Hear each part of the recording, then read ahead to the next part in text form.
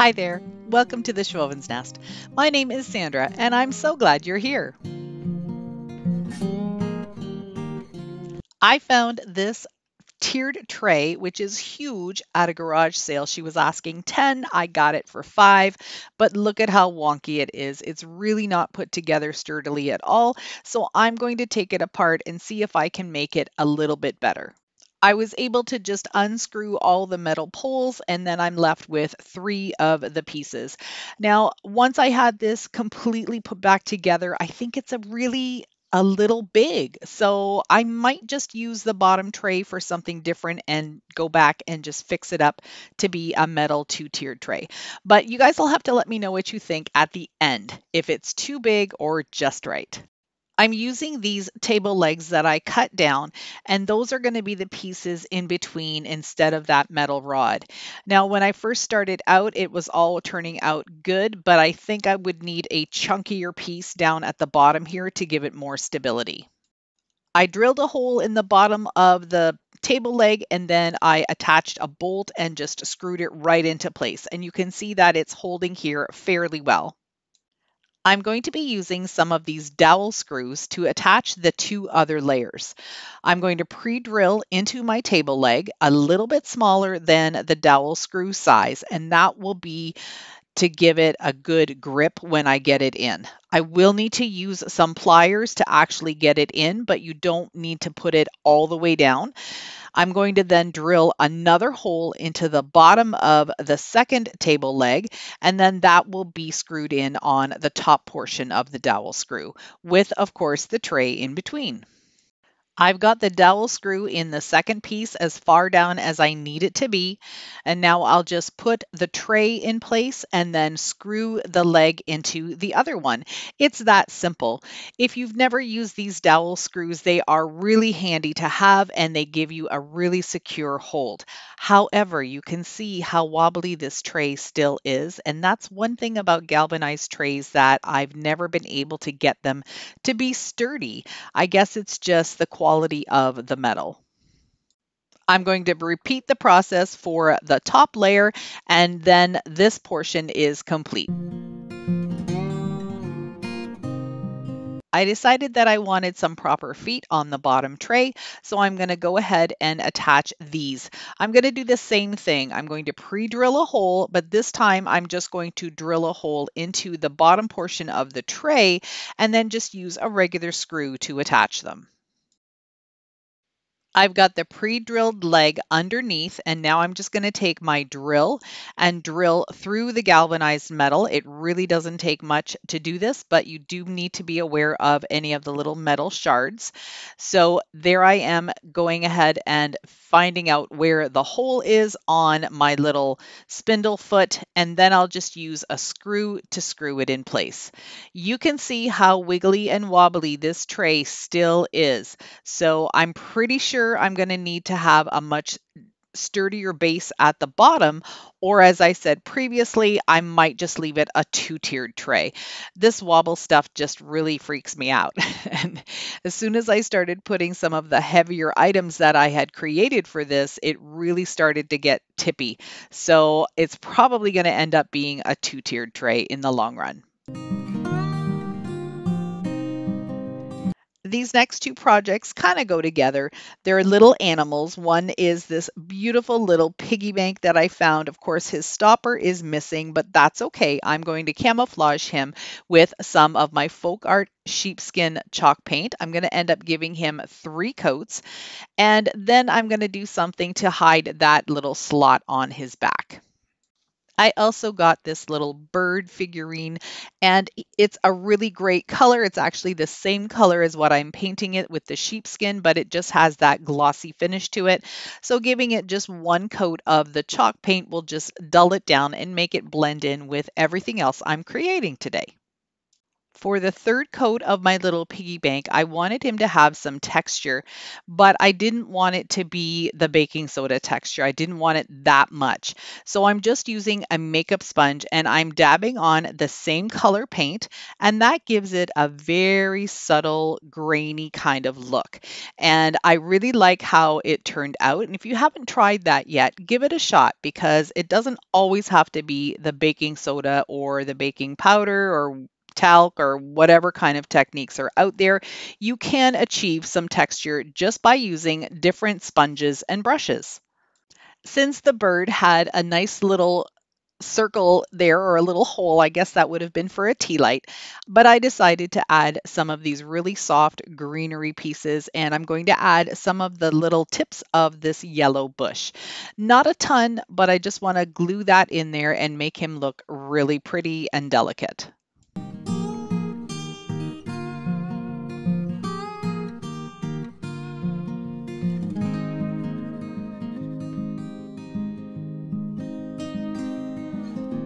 Since my tiered tray is a little on the deeper side, I decided to use this other little spindle that I have and use quite a bit of hot glue just to glue my bird on top so he will stand up a little bit higher. I'm going to just leave it the wood color because I think that's a really beautiful contrast to the cream color of the bird. I'm going to use 3 of these little solo wood flowers.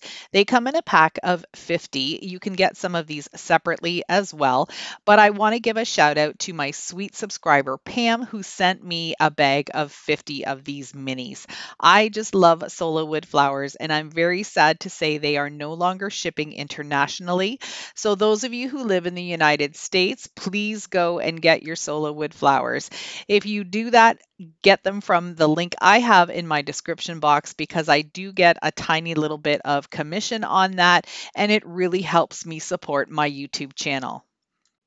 I'm also going to add some of these little green stems that I had used for the bird just to kind of fill out the pig a little bit on either side, and I think he turned out super cute along with the bird.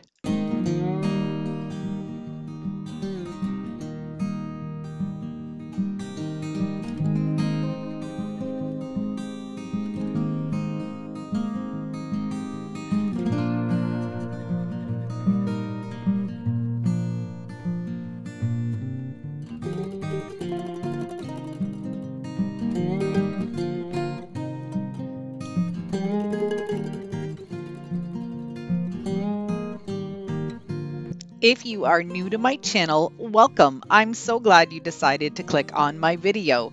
If you like what you see so far, I put a lot of this style of content out on my channel, and I would love it if you could hit that red subscribe button and support the growth of my channel.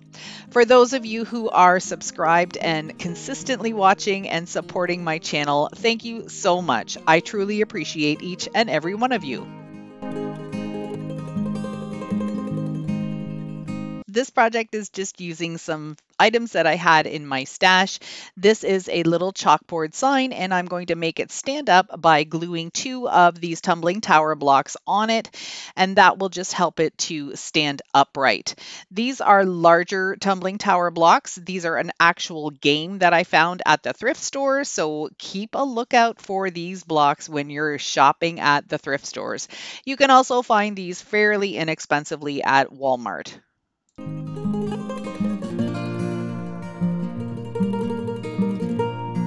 I'm just going to paint the blocks black because I think that will blend in really nicely with the aesthetic of this sign. I'm going to make sure that I get the bottom, the sides, and a little bit in between the little gap in between the blocks. Using a white paint pen, I'm going to just freehand fresh squeezed lemonade. If you don't have good handwriting, you can definitely use a Cricut if you have it. You could use some stickers, even if you have some black stickers from the dollar stores. You could paint them white and then go ahead and attach them to your chalkboard sign. Lots of different options for you to get some handwritten letters on here. I had originally cut everything out using my Cricut, but because the texture on this sign is a little rough, nothing wanted to stick. And as soon as I pulled up the transfer tape, all the letters came with me. So that is one of the reasons why I just hand wrote it. But I'm going to be able to just put the 5 cents and the little lemon design that I have on just as a sticker, simply by peeling it off the backing of the Cricut paper and sticking it on just like a regular sticker. Lastly, I'm just going to cut out a couple of little leaves and add those to the lemon slice, and I think this sign turned out really cute.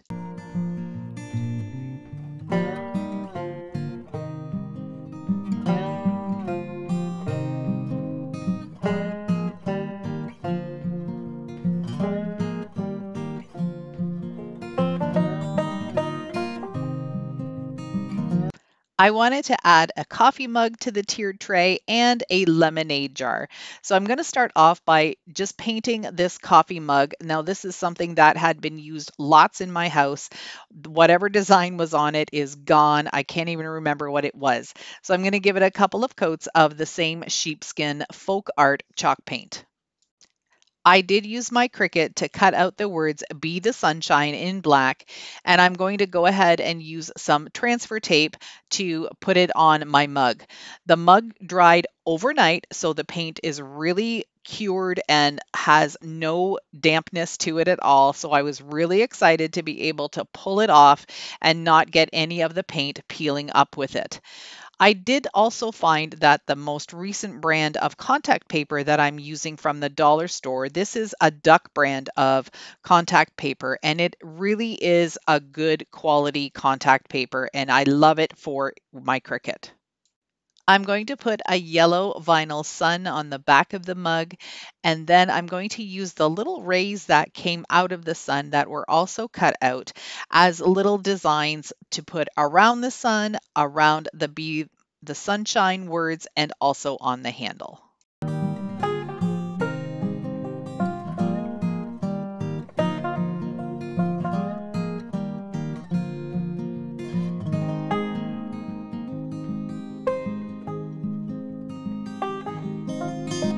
I decided to use one of these Dollar Tree glass mugs and use this as my lemonade jar.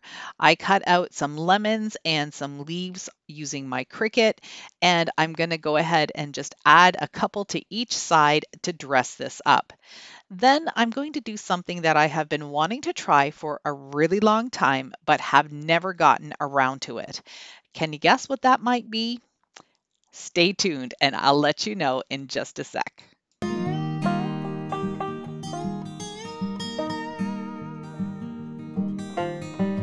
Did you guess melting candles?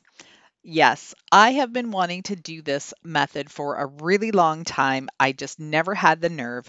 I've got a couple of these Dollar Tree tall candles and I had them melting in a pot. I was able to take the wick out from one of them, so I'm just going to place that inside my lemonade jar. And then using my oven mitts, I'm going to very carefully pour the wax into the jar. Now I have some heat pads here on my counter, and I also put some wax paper down just to protect the surfaces. I very carefully hung onto the wick so it wouldn't fall into the jar as I was pouring the wax. Now, I could have probably used at least 2 more of these wax candles to fill up my jar, but I'm happy with the result. And even though it's only a half full candle, I'm going to look on the bright side and say challenge accepted and challenge complete.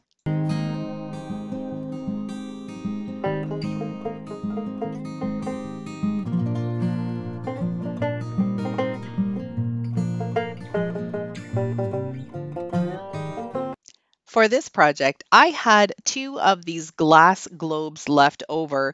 These are actually trash, or they would have gone into the trash. They are some solar lights, and the tops with the battery and the solar light wasn't working anymore, so I flipped them over and decided they looked like really cute cloches. So what I'm doing here is just painting the top portion black, and I'm using multi-surface paint by Folk Art. I really like this paint. I think it might be my new favorite paint because it covered in one coat. I'm using some Gorilla Glue and I'm going to glue on some cedar balls, and that will just kind of finish the top off, give it more of a complete look. Then I'm going to paint those black. The other thing that I did was use some of those little mini terracotta saucers that you can get at the Dollar Tree. I actually got a pack of 12 of them that were brand new, still in the packaging from the thrift store a while back. And when I flip them around, you're going to see that all of this fits together so well.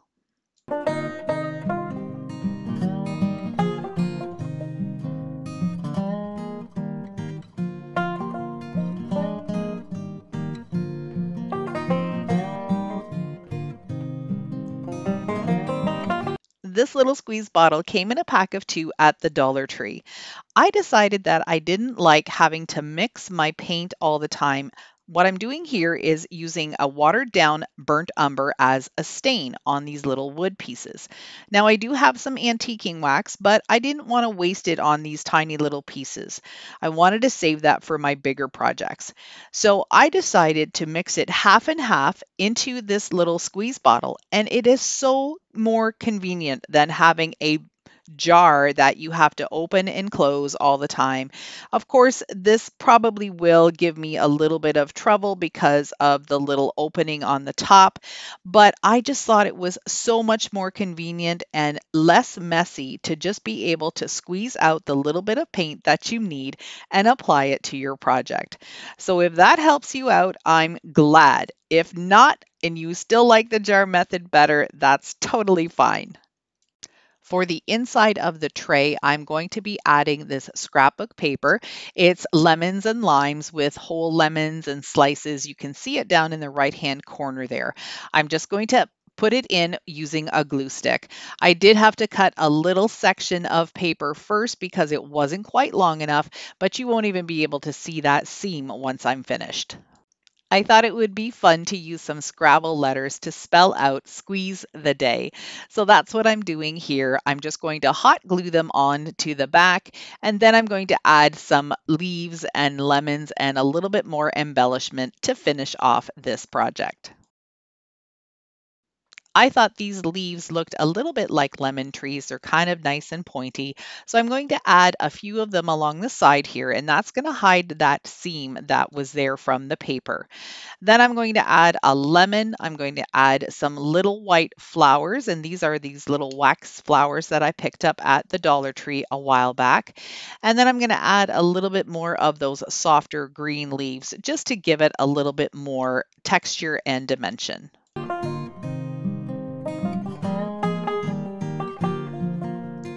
I'm really loving how this is turning out so far, but I felt that the edges of the tray needed a little bit more embellishment. So I have this burlap trim, and it is a sticky trim, so most of it will stick, but I just thought I would start with some hot glue at the beginning, and then I can just press it down all the way across, go down to the handle, and then I'm also going to just trim off the excess there and then add a little bit more at the bottom on the other side of the handle. With the little bit that I had left over, I put it at the bottom of the tray, right underneath the letters and next to the lemon, just to give it a little bit more zhuzh. Lastly, I thought it would look nice with a little bit more of the floral and greenery up on the top corner, and this is how it turned out. I think it is really sweet.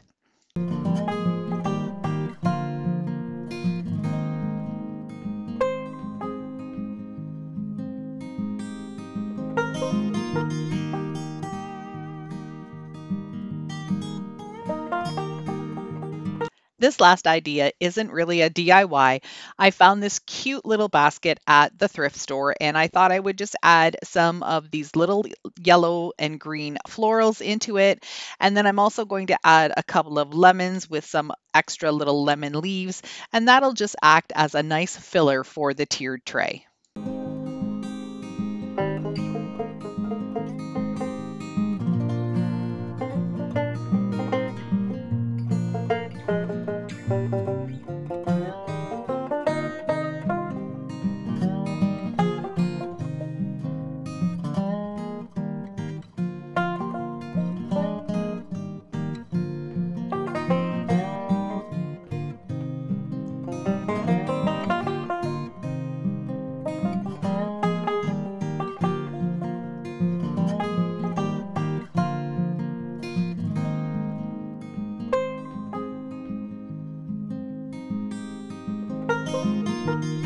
I truly hope you enjoyed my summer farmhouse tiered tray decor ideas and got some inspiration to create some minis for yourself.